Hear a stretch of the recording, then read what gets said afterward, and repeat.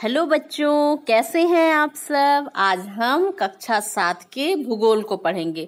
भूगोल की पाठ्य पुस्तक का नाम है पर्यावरण और हम। तो पर्यावरण और हम में अध्याय 5 में है जलमंडल। इससे पहले हम वायुमंडल पढ़ चुके हैं, तो आज हम जलमंडल पढ़ते हैं। गर्मी की दोपहर में अचानक हुई बारिश से प्रशंसा बहुत खुश थी कि शाम के समय खेल के मैदान में बने गड्ढे में नाव चलाएंगे। तो आप में से बहुत बच्चे ऐसा करते हैं ना, जब बारिश होती है तब जो आसपास मैदानों में जो गड्ढे बने रहते हैं तो उसमें क्या होता है, पानी भर जाता है और आप उन गड्ढों में जाकर क्या करते हैं, कागज की नाव बनाते हैं और उसमें तैराते हैं। तो प्रशंसा भी खुश थी कि बारिश हुआ है, गड्ढों में पानी भर जाएगा तो हम आज नाव चलाएंगे। उसने अपनी मित्र संजना को भी बुला लिया। दोनों ने मिलकर कागज की नावें बनाई और उछलती कूदती चल पड़ी मैदान की ओर। तो उसने अपने दोस्त को भी बुला लिया नाव बनाने के लिए और दोनों ने मिलकर नाव बनाया और वे दोनों खुशी खुशी मैदान की ओर जाने लगे। वहां पहुंचकर दोनों ने देखा कि गड्ढे में तो पानी नहीं है। इतनी जल्दी पानी कहाँ चला गया? दोनों ने निश्चय किया इस प्रश्न को कल अपने शिक्षक से पूछेंगे। लेकिन जब वे मैदान में पहुंचे तो देखा कि गड्ढों में तो पानी नहीं है। तो वे सोचने लगे कि इतनी जल्दी पानी कहाँ चला गया, और उन्होंने सोचा कि इस प्रश्न का जवाब हम शिक्षक से पूछेंगे। अगले दिन शिक्षक ने कक्षा में उन्हें जलमंडल के बारे में विस्तार से बताया। तो जलमंडल के बारे में शिक्षक ने कक्षा में पढ़ाया। धरातल पर उपस्थित सभी प्रकार की जल राशियों के समूह को जलमंडल कहते हैं।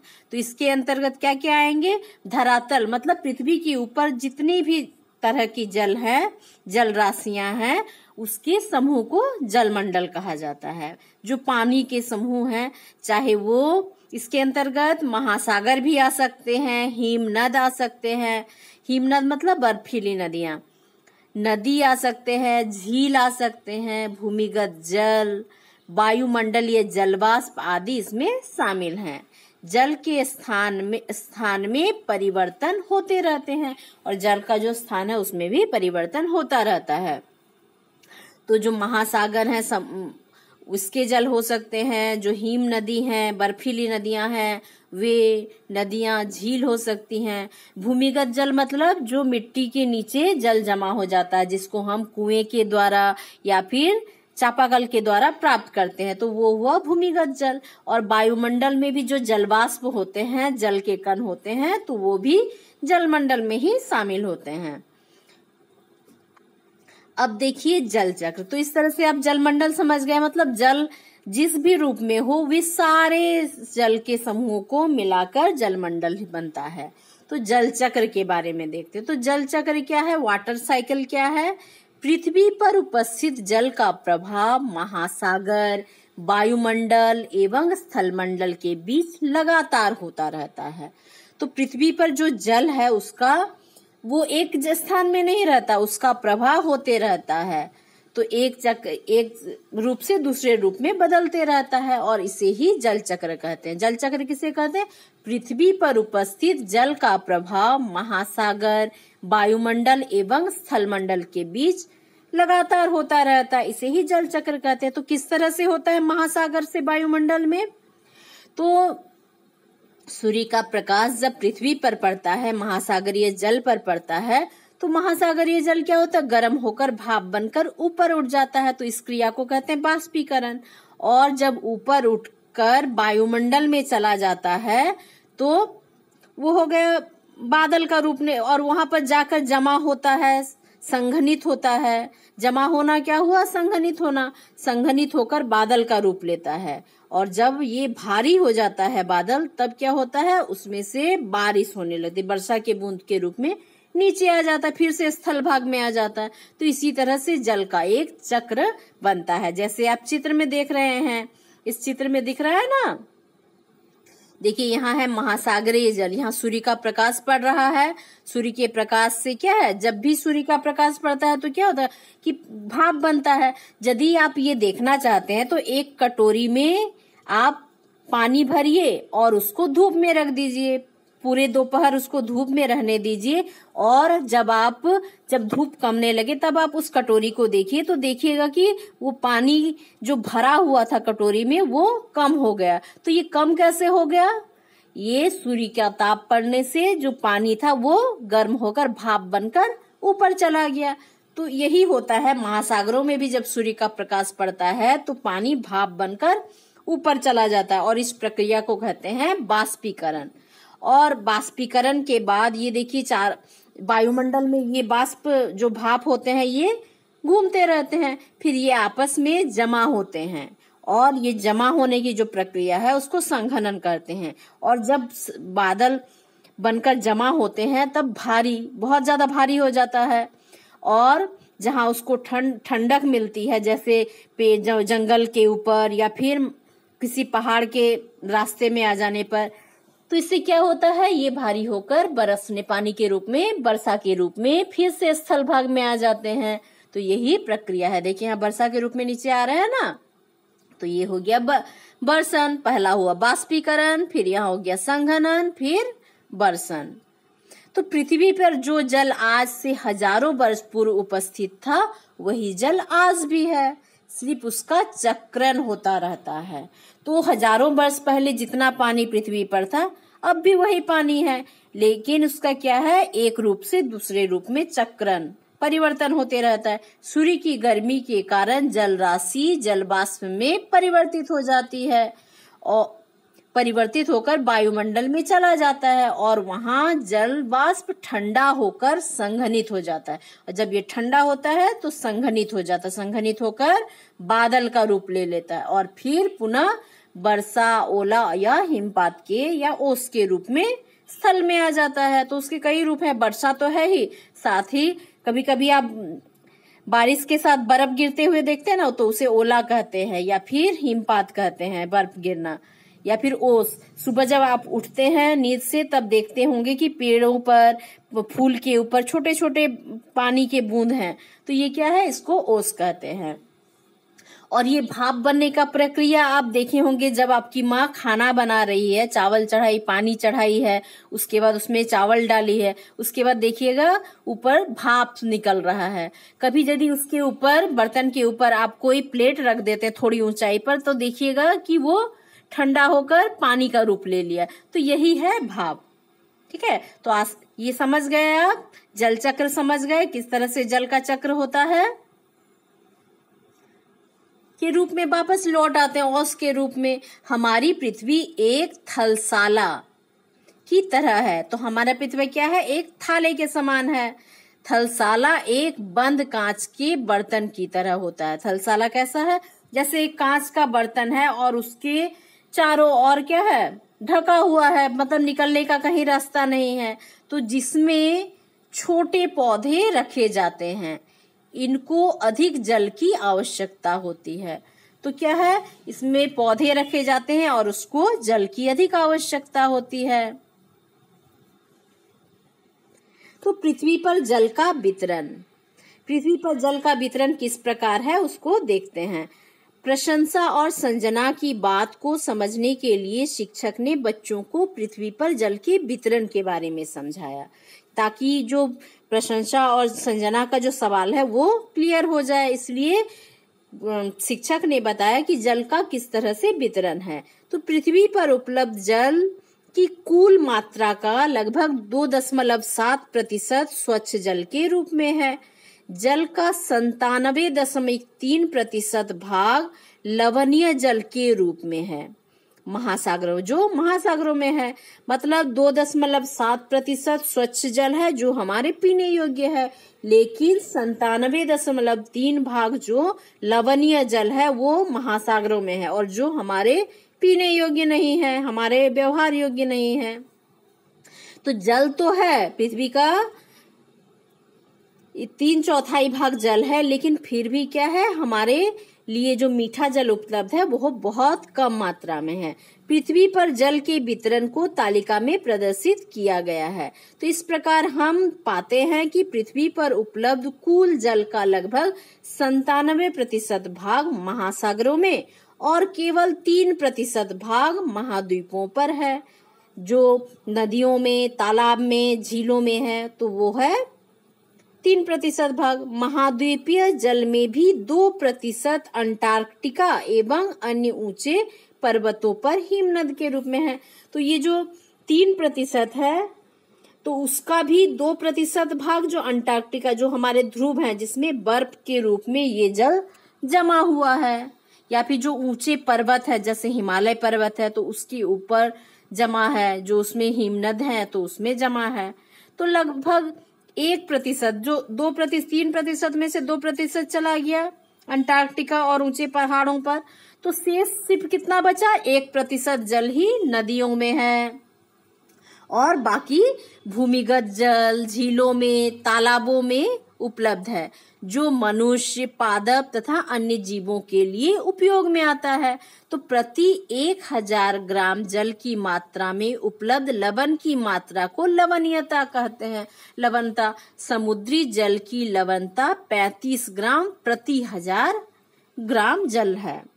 तो क्या है कि बस 1% भाग ही नदियों में, झीलों में और तालाबों में उपलब्ध है, जिससे मनुष्य, पशु पंछी और पेड़ पौधे उसका उपयोग करते हैं। तो प्रति 1000 ग्राम, ठीक है, 1000 ग्राम जो जल है उसमें लवण की कितनी मात्रा है, उसको क्या कहते हैं? लवणता कहते हैं। क्या है? समुद्र का जो जल, पानी है, कभी यदि समुद्र जाने का मौका मिले तो देखिएगा कभी मुंह में लेके कि इतना नमकीन है कि आप उसको मुंह में नहीं रख सकते। और वो नमकीन क्यों है? क्योंकि उसमें नमक की मात्रा है। तो प्रति 1000 ग्राम जल में लवण की जो मात्रा है उसे लवणता कहते हैं। और समुद्री जल की लवणता पता है कितना है? 35 ग्राम प्रति 1000 ग्राम जल में, मतलब 1000 ग्राम जल में 35 ग्राम लवण है। तो जिसके कारण क्या है? पानी इतना खारा है कि वो हमारे उपयोग योग्य नहीं है। और 1 मिलियन घन मीटर में 1 अरब लीटर पानी होता है। ठीक है, तो ये बात भी आप याद करेंगे। और ऊपर कुछ तालिका में दिया है, उसको देखते हैं। पृथ्वी पर जल का वितरण दिया गया है। तो महासागरों में कितना है? 97.3%। हिमानी में कितना है?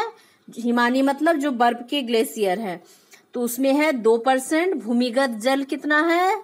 0.68%। भूमिगत जल क्या है? जो कुओं का है, जिसको हम चापाकल के द्वारा नीचे, जमीन के नीचे से प्राप्त करते हैं, वो है भूमिगत जल। झीलों का अलवण जल, और झीलों में जो मीठा पानी है वो है 0.009%। और 5वां नंबर है स्थलीय समुद्र एवं नमकीन झीलें। तो कुछ झीलें क्या है? नमकीन है, जो समुद्र से कटकर बनी है, तो ऐसे हैं 0.009%। और वायुमंडल में कितना जलवाष्प के रूप में है? 0.0019%। और नदियों में कितना जल है? 0.0001%। और कुल मिलाकर क्या हो गया? 100%। तो इस तरह से सबसे ज्यादा जो पानी है 97.3% जो महासागरों में है वो लवणीय है, नमकीन है, और वो पीने योग्य नहीं है। और इसी कारण से हमारे विश्व में पानी का संकट बना रहता है। पानी तो इतना है, 3/4 भाग पानी है, लेकिन फिर भी पानी का कमी है, क्योंकि जो मीठा जल है, पीने योग्य, हमारे उपयोग योग्य जल है, वो बहुत कम है। मतलब 100% का बस 1% भाग ही पीने योग्य है। तो जानने योग्य बातें हैं। धरातल की सतह के नीचे उपस्थित जल को भूमिगत जल कहते हैं। तो मिट्टी के नीचे जो जल उपलब्ध है उसको भूमिगत जल कहते हैं। अब देखिए यहाँ परसेंटेज यहाँ दिखाया गया है, पृथ्वी पर जल के वितरण को दिखाया गया। तो इसमें देखिए 97% क्या है? ये हो गया महासागरीय जल, ये जो नीले रंग से दिखाया गया है। और उसके बाद हिमानी, ये जो लाल रंग से दिख रहा है, ये क्या है? हिमानी, ये कितना है? 2%। उसके बाद जो हरे रंग से दिख रहा है यहाँ, ये क्या है? भूमिगत जल। उसके बाद ये तो आपका ऊपर देख लिया है। अब जो झीलों में अलवणीय जल है वो ब्लू कलर से दिख रहा है, पतला सा यहाँ दिख रहा होगा, ठीक है। तो वो हो गया स्थलीय एवं समुद्र में जो नमकीन जल है वो आसमानी रंग से थोड़ा सा यहाँ दिख रहा है, तो बहुत कम परसेंटेज है। और वायुमंडल में जो जल है, देखिए यहाँ पे ऑरेंज कलर से दिख रहा है ना नीचे, तो ये है वायुमंडलीय। और जो आसमानी रंग से थोड़ा थोड़ा दिख रहा है, ये है नदियों में। और ये चित्र इसी को विस्तृत रूप से दिखाया गया है, इसी चीज को नीचे यहाँ दिखाया गया है। ठीक है, अब इसको ध्यान से देख लेंगे। अब देखिए एक क्रियाकलाप है, एक बाल्टी में 2 लीटर जल लीजिए। ठीक है, एक बाल्टी लीजिए जिसमें 2 लीटर पानी आप माप के ले लीजिए। मान लीजिए यह जल पृथ्वी की सतह पर जल की संपूर्ण मात्रा है, और मान लीजिए जो 2 लीटर पानी है वो पृथ्वी में जितना जल है उसका पूरा मात्रा है, मान लेना है। तो इसमें 12 चम्मच जल मापकर एक कटोरी में लीजिए। तो जो 2 लीटर पानी है उसमें से 12 चम्मच पानी निकालकर एक कटोरी में रखिए, और यही 12 चम्मच जल पृथ्वी पर मौजूद संपूर्ण ताजे जल की मात्रा को दर्शाता है। और ये जो 2 लीटर पानी में जो 12 चम्मच पानी निकल रहा है ये क्या है? अलवणीय है, मतलब इसमें लवण की मात्रा नहीं है, तो यही क्या है? मीठा पानी है।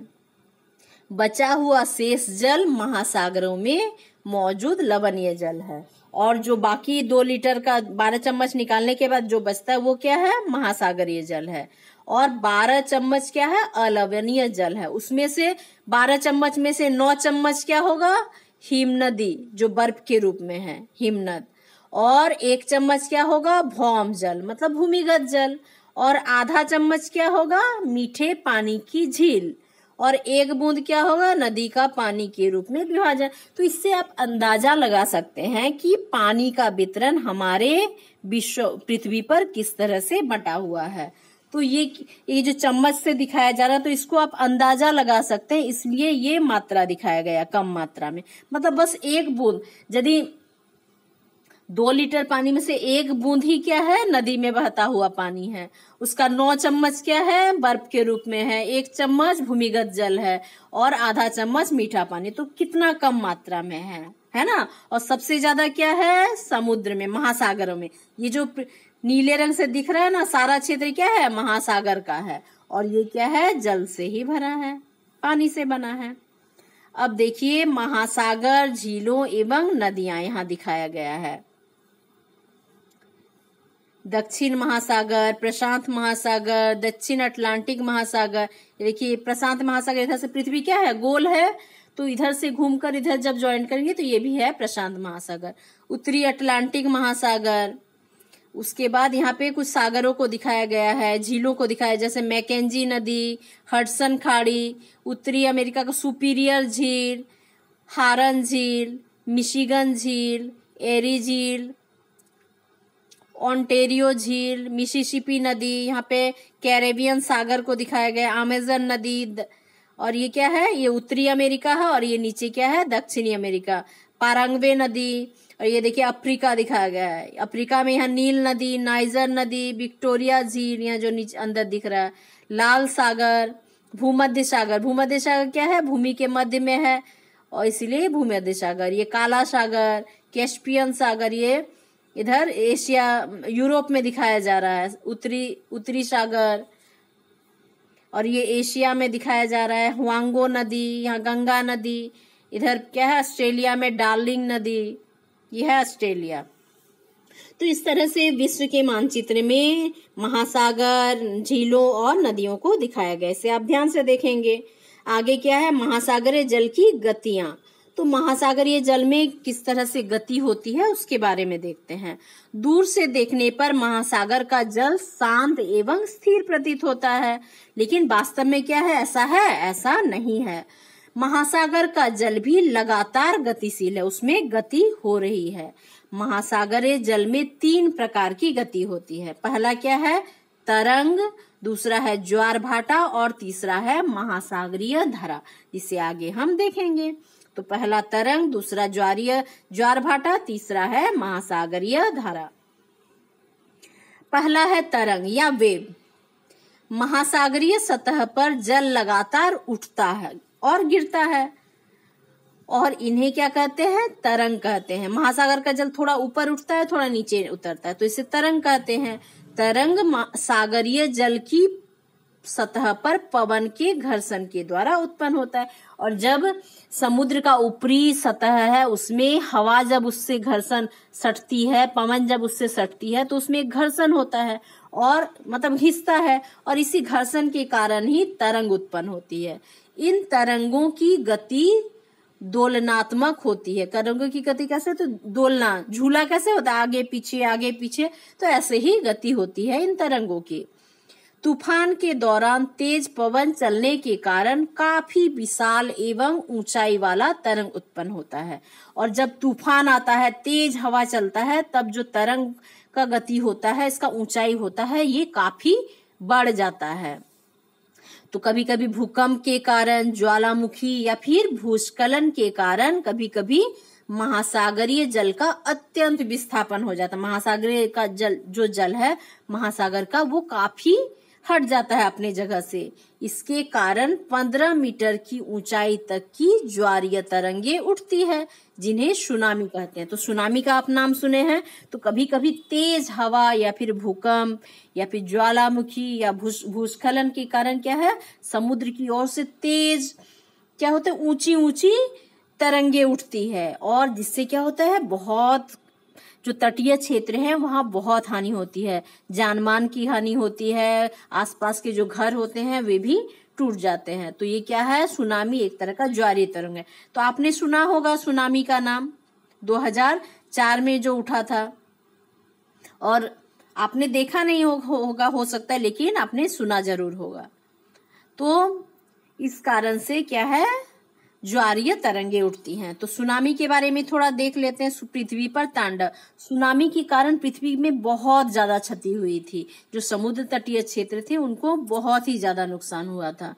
अंग्रेजी का शब्द तसुनामी, ठीक है, जापानी भाषा के 2 शब्दों से बना है, TSU तथा नामी से मिलकर बना है। सुनामी का अर्थ है समुद्र तट की ओर आती हुई लहरें, और समुद्र के अंदर से तट की ओर जो आती हुई लहरें हैं उसे सुनामी कहते हैं। तो सुनामी शब्द का यही अर्थ है, जो जापानी शब्द से बना है। जब तक कि सबसे विशाल सुनामी तरंग 150 मीटर ऊंची मापी गई है। तो सबसे ऊंची जो तरंग मापी गई है वो सुनामी की, वो 150 मीटर ऊंची मापी गई है। दिसंबर 2004 में हिंद महासागर में अब तक की सबसे विनाशकारी सुनामी आई थी। तो दिसंबर 2004 में जो सुनामी आई थी तो वो अब सबकी सबसे खतरनाक सुनामी थी, जो बहुत ही शक्तिशाली भूकंप, तीव्रता कितना था भूकंप का, 8.9 से पैदा हुई थी। तो इसका क्या कारण था, इस सुनामी का कारण था भूकंप के कारण उत्पन्न हुआ था। यह सुनामी के कारण हिंद महासागर के कई द्वीप डूब गए। तो हिंद महासागर में जो छोटे छोटे द्वीप थे इस सुनामी के कारण डूब गए, पूरी तरह से तबाह हो गए। हिंद महासागर के तटीय देशों, तो हिंद महासागर का तटीय देश क्या है, भारत भी है। तो भारत में लगभग 2,80,000 लोग मारे गए। जो तटीय क्षेत्र थे उसमें लगभग 2,80,000 लोग मारे गए। तो कितनी ज्यादा संख्या में लोग मारे गए, कितनी तबाही हुई। भारत के आंध्र प्रदेश, तमिलनाडु, केरल, पुदुचेरी तथा अंडमान निकोबार द्वीप समूह सर्वाधिक प्रभावित हुए। तो इसके कारण क्या हुआ, जो आंध्र प्रदेश, भारत का आंध्र प्रदेश, तमिलनाडु, केरल, पुडुचेरी, जो अंडमान निकोबार द्वीप है जो समुद्र के बीच में है, तो इसमें बहुत ज्यादा तबाही हुआ। सन 2007 में सुनामी से लड़ने के लिए भारत ने अपना सुनामी पूर्व सूचना तंत्र विकसित किया था। तो 2007 में जब सुनामी आया उससे पहले ही भारत में सूचना दे दी गई थी कि ऐसा कुछ होने वाला है, लोगों को सतर्कता बरतने की बात की गई थी। इससे बचाव के लिए अंतर्राष्ट्रीय सुनामी चेतावनी तंत्र भी विकसित किया गया था। लोगों को पहले से इसका सूचना मिल गया था कि सुनामी आने वाली है, सब सावधान हो जाएं। तो इससे भूगर्भीय गतिविधियों का अध्ययन किया जाता है। तटवर्ती भागों में वृक्ष लगातार समुद्री तरंगों के वेग को कम किया जा सकता है। सुनामी के प्रभाव को चित्र 5.4 तथा 5.5 में देखा और समझा जा सकता है। देखिए इस तरह से कैसे तेज लहरें उठी, कितनी ऊंची, 150 मीटर लगभग ऊंचा उस समय देखा गया था कि सबसे ऊंचा लहर। तो किस तरह से देखिए ये आदमी कैसे उड़ा जा रहा है, एकदम उसको साथ लेते हुए उठ रही है, कितना भयानक दिख रहा है, इस तरह से उठ रहा है ना। तो इससे बहुत ज्यादा नुकसान हुआ था। अब आगे है ज्वार भाटा, टाइड्स। महासागरीय जल का ऊपर उठना और गिरना ज्वार भाटा कहलाता है। जो महासागर का जल का ऊपर उठना मतलब आगे की ओर आना और पीछे की ओर हट जाना, यही क्या है, ज्वार भाटा। जब सागरीय जल ऊपर उठकर तट की ओर आगे बढ़ता है तो उसे ज्वार कहा जाता है, मतलब हाई टाइड। तथा सागरीय जल नीचे गिरने और तट से दूर जाने को भाटा, लो टाइड कहते हैं। ऐसा दिन में 2 बार निश्चित समय में होता है। तो क्या है, ऐसा दिन में कब होता है, 2 बार होता है।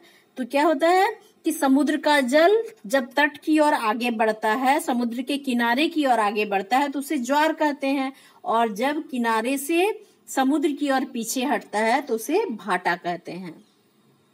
सूर्य और चंद्रमा की शक्तिशाली गुरुत्वाकर्षण बल के कारण महासागरों में ज्वार भाटा आता है। किसके कारण होता है, सूर्य और चंद्रमा की शक्ति के कारण और गुरुत्वाकर्षण बल के कारण समुद्र में ज्वार भाटा उठता है। उसी के कारण समुद्र का जो जल है किनारे की ओर आगे बढ़ता है और पीछे की ओर हटता है।